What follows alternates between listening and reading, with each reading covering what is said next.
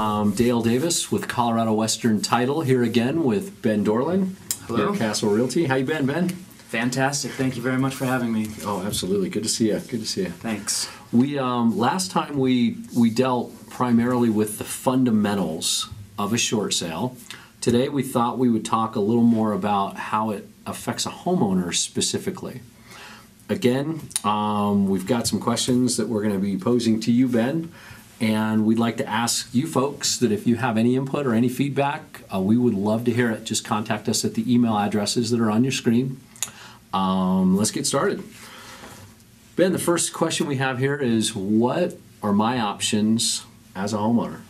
Homeowners that are facing foreclosure actually do have a few different options. One of the options is obviously to sell the house for what you owe on the note.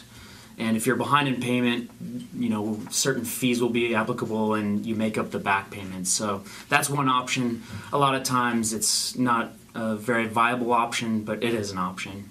The second option would be a loan modification. A loan modification is where you go back to the bank and you try to get a reduced payment, or you negotiate a payment, a new payment with the lender.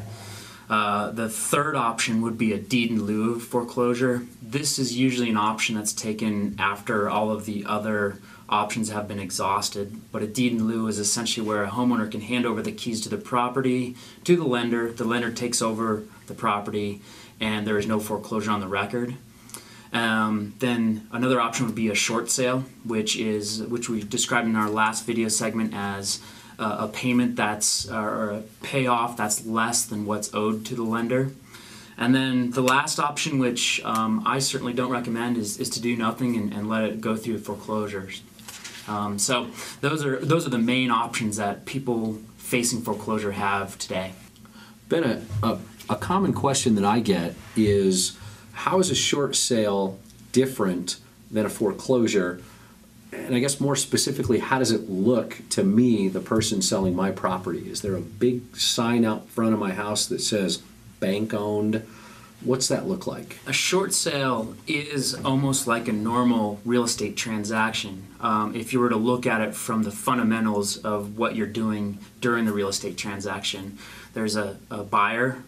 The process is a little bit longer because you do have to negotiate with the bank during this process. But in most typical situations, you have your house on the market. You get a buyer that comes in at a price that they feel is adequate to purchase the price at in today's market.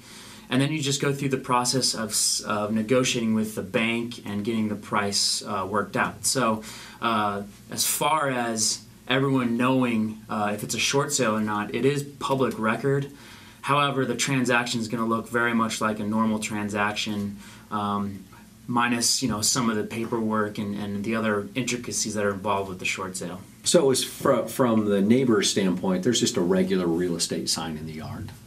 There's a regular sign. There are no special notifications giving to neighbors or anything. You are pretty much, from the outside looking in, it's going to look like you're just putting your house up for sale. Ben, after the sale, can I stay in the property?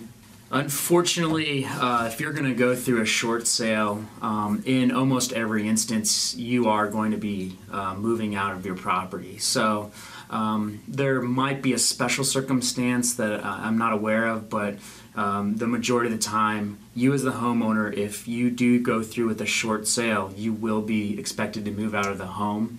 That's just part of this process, and that much of this is laid out in the Colorado Foreclosure Protection Act. What about credit?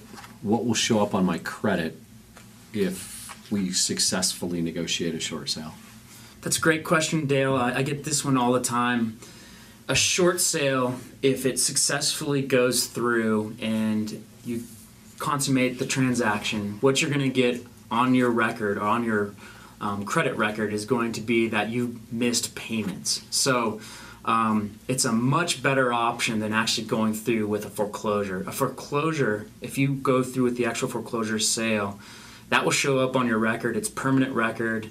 And many times I've heard that you're pretty much going to be, your credit's going to be dinged for at least 7 years. So a short sale is definitely a better option. Usually you can get those those missed payments off your record in 2 or 3 years. But a foreclosure is a big one, so it's better to try a short sale to not have that on your record permanently. And in our previous series, we talked a little bit about the deficiency. We talked about a $200,000 loan and the house selling for less than that. I think $150,000 was the example that you gave. So if I owe $200,000 to the bank and I sell the house for $150,000, what happens? One thing is that there is going to be a 1099-C, which is issued by the feds, and what that is the difference between the $150,000 and the $200,000 in our example. There are ways to work with tax professionals on this, so I suggest you talk with a tax professional.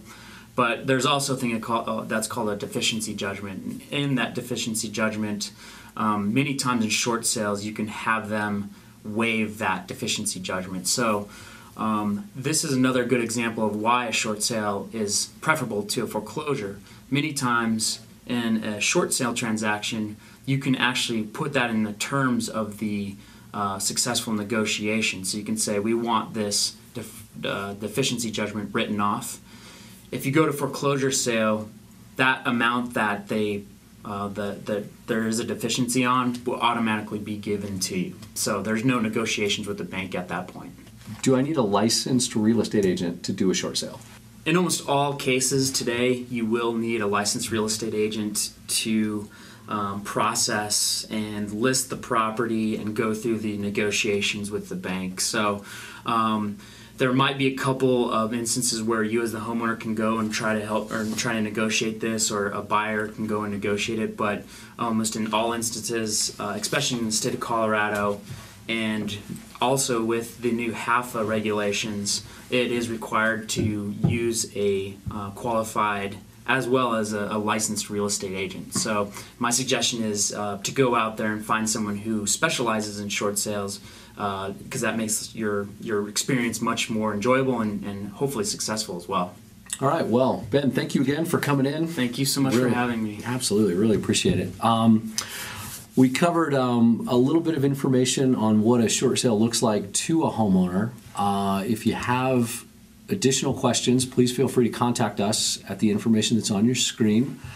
And the next video that we'll be doing will be a series on HAFA, is what we've decided to do.